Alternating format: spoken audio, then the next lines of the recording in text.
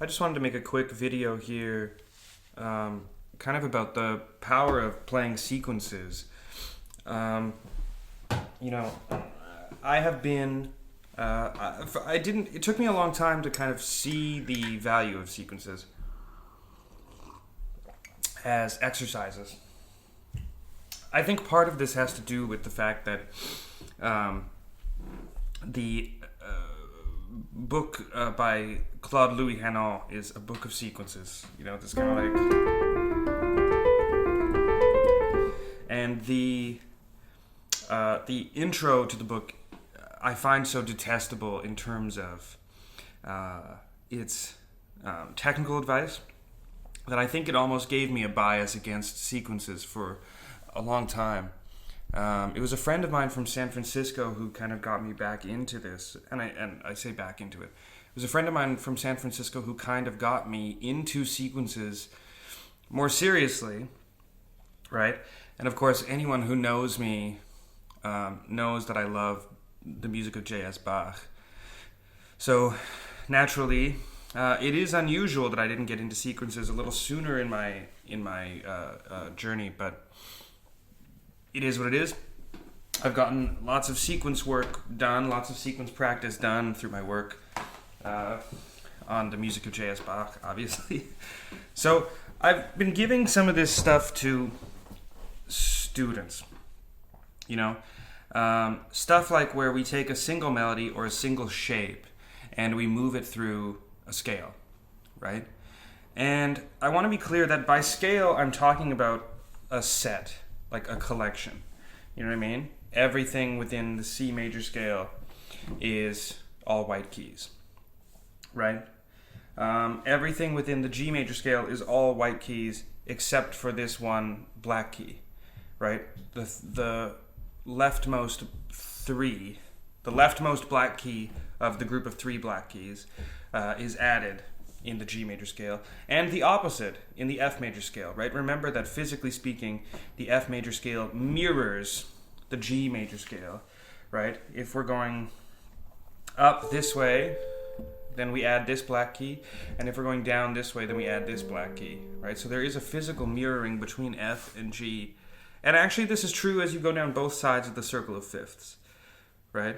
Which brings us to an interesting kind of place, right, where, you know, we can turn this into a set of symmetrical exercises, right, if we so desire, where one hand is on the sharp side of the circle of fifths and the other hand is on the flat side of the circle of fifths.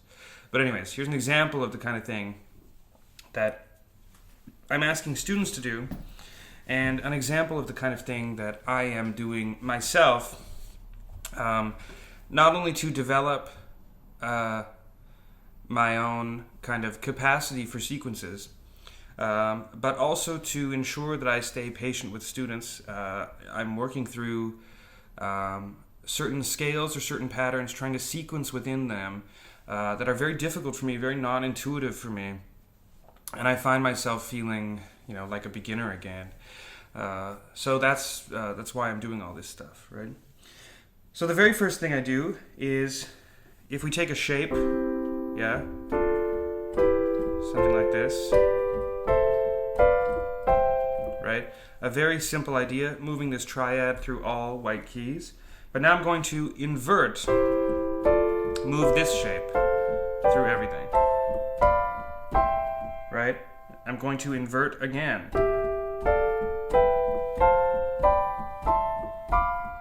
Right? Moving this shape through everything, through all the white keys, etc., etc., right? You could even do chords with inversions.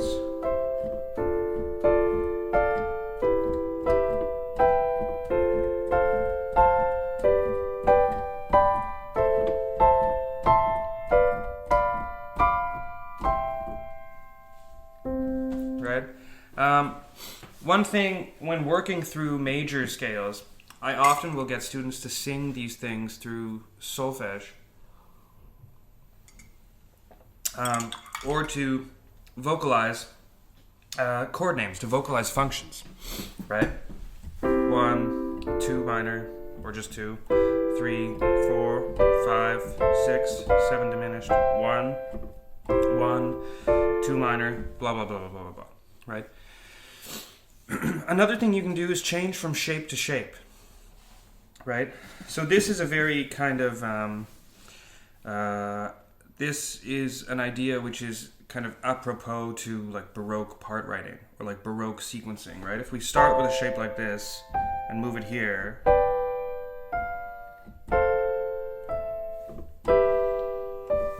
right? Now, there's something to be said here for, I think, for starting these patterns in a place that is not one, right? I'm trying to access this from a place that is not very theoretical.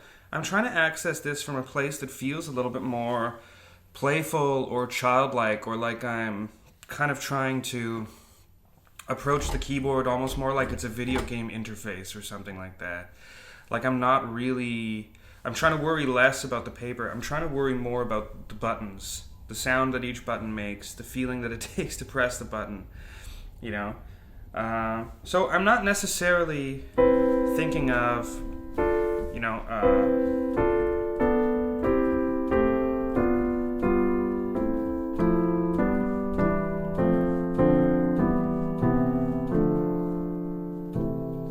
whatever, right? I'll let my ears guide me, but I'm not necessarily thinking of starting and ending on one. And especially when I talk to students, you know, this has been a big inspiration for me, in terms of how I move through Bartók's Microcosmos, and that Bartók is so concerned early on in Microcosmos, in the first 6 unison melodies. What I suspect he's getting students to do is I suspect he's getting students to move up and down the white keys in 5-note patterns. And I wouldn't be surprised if, for example, number 3, that one, right? I wouldn't be surprised if he was getting students to sing the solfege on La, Sol, Fa, Mi, Fa, Sol, La. Instead of treating D as Do, or instead of treating D as La, I wouldn't be surprised if he was immediately on this kind of, you know, modal bent, treating D as Re. You know, he was interested in Dorian mode. We see it later in Book 1 in Microcosmos. So this has certainly been on my radar, right? Now, what we can do is we can roll 1, 2, 3, 4, 5, 6, 7. We could roll a 7-sided die, right? And we could find our first note name here. In fact, let's do that. I'm going to roll a D7. And then let's say maybe we can move through C, F, and G, starting on A. All right, so here we are. Pardon me. There we are, starting on A. Let's move through this in the key of G, replacing that. Immediately a whole new tonality. Key of F. Right, let's do this pattern.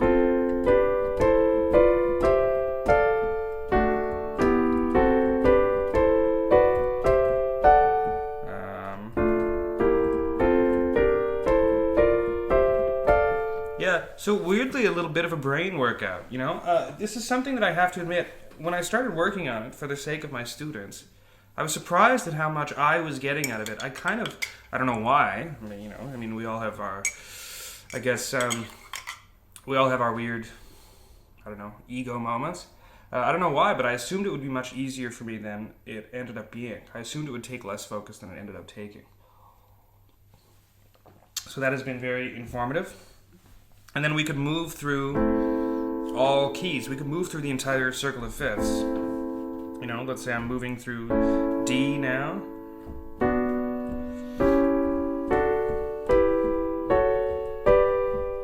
A.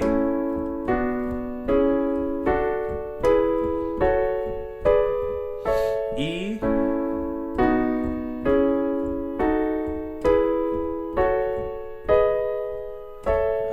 B, so now this becomes A sharp.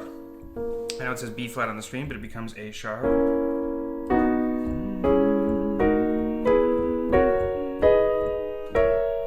F sharp.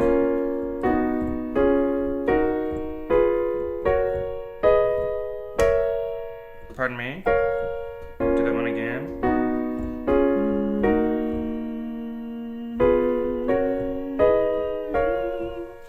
Right? And now we can move to the other side of the circle of fifths. We can play in A flat, right? I mean, we could continue on in C sharp, for example, but blah, blah, blah, blah, blah, blah. Basically, what I'm looking to do is to take the note name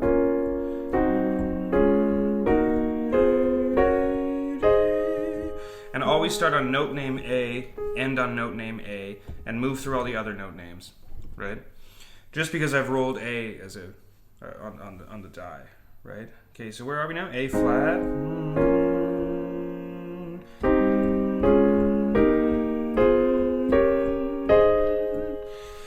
E flat.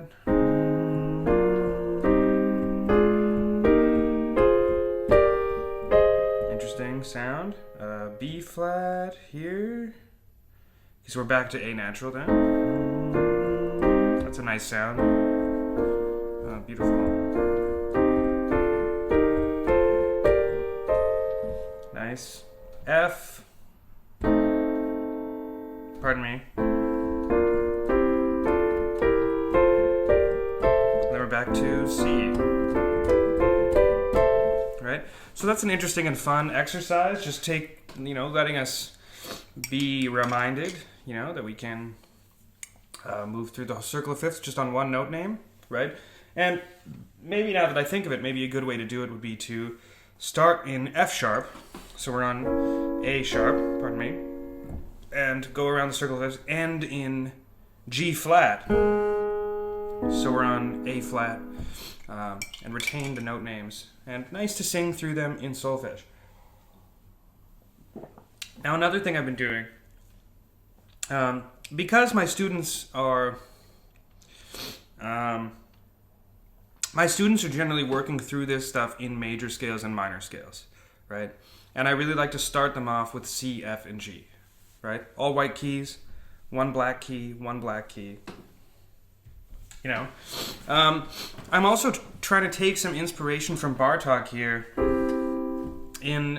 I think it can be very useful for a teacher or for a student to select one black key at random to replace a white key.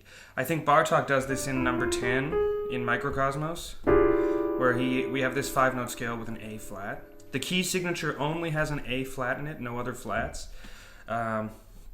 It's a very interesting sound, number 10 with alternating hands. So that can be quite useful, right? Again, I'm not thinking of theory, right? I'm asking them to engage with the interface, right? To imagine that we have a set of on notes and a set of off notes at any given time, right? One thing that I've been doing, I've been finding myself losing patience with students a little bit on this. Like in a lesson, I'll find that they're not going through it fast enough for my taste. So I've been going back to like octatonic scales. I've been trying to do sequences through half-whole scales to remind myself how it feels to be totally new to a collection, to kind of get back to a place of patience, basically, right? Because of course I've been working with major and minor scales for so long now compared to a beginner, right? I mean, there's people who have worked on them a lot longer than me, but I've been working on them for so long now compared to a beginner that it feels second nature to me almost, right? So I'm returning to some scales that don't feel so second nature to me. Here's the kind of thing I've been doing. For example, if we take this set, right, the C half-whole scale, right, we have this interesting thing where a third, 1, 3, 5, if we just move everything up by step in the scale, we get this interesting movement of a a major triad moving up to a minor triad inverted.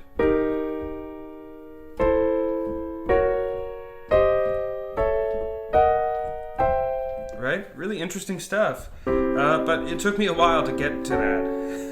Right?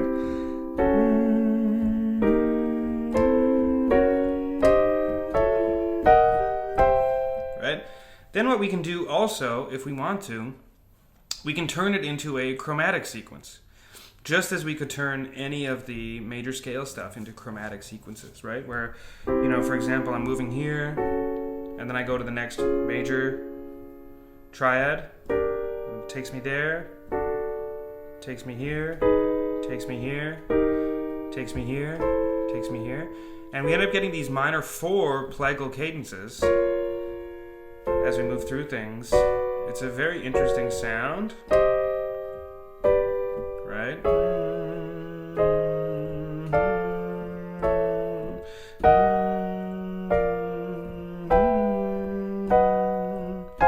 And we're back. Right?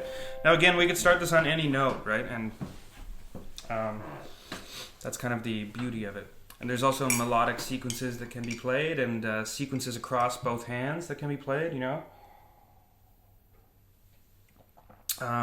and it can be a way to find some interesting colors.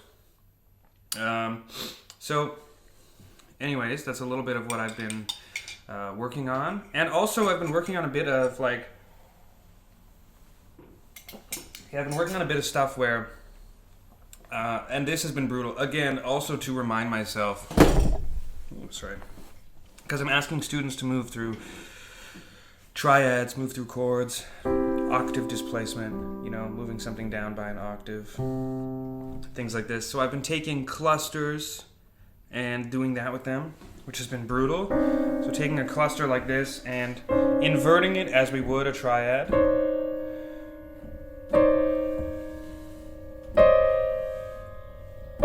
Holding it across both hands, because I can't very well reach most of this. Some of them I can, but it's a bit brutal. Oh, there you go. Any Monk fans in the audience?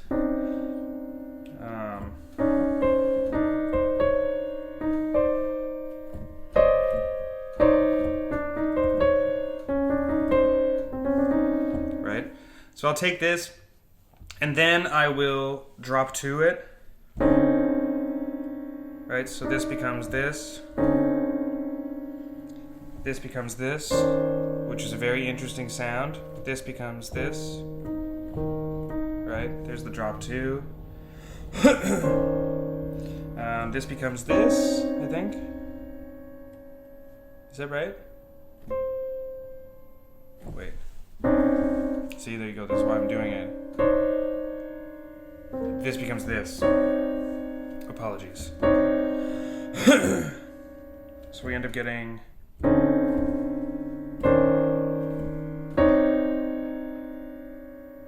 And we're back.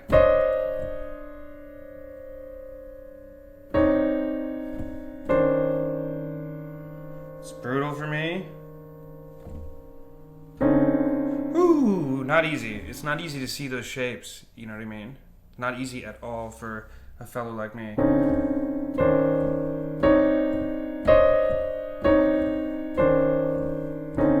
Some interesting shapes though. And then we can do drop 2, 4, which gives us this shape. This becomes this. Excellent. This guy becomes this. Is that right? Yes, this becomes this. Drop 2, 4. We get the opposite one. 2 and 4. And then we're back.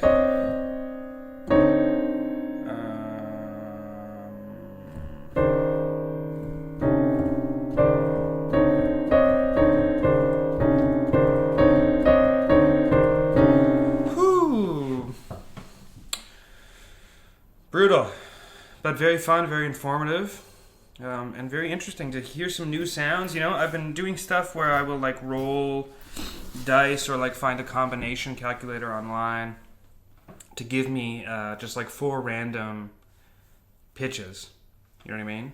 4 to 5 random pitches. Sometimes I'll do 6, but it was pretty brutal. So I think I'm going to stick with 4 and 5 for now, just so I'm on the threshold of success. And I take those pitches and move them through their inversions and play them as drop 2 and drop 2, 4, and it's been very informative and very humbling. Okay. Hope to see you all soon. Let me know what you're doing. Let me know how you're all practicing. See you on the other side. Good luck.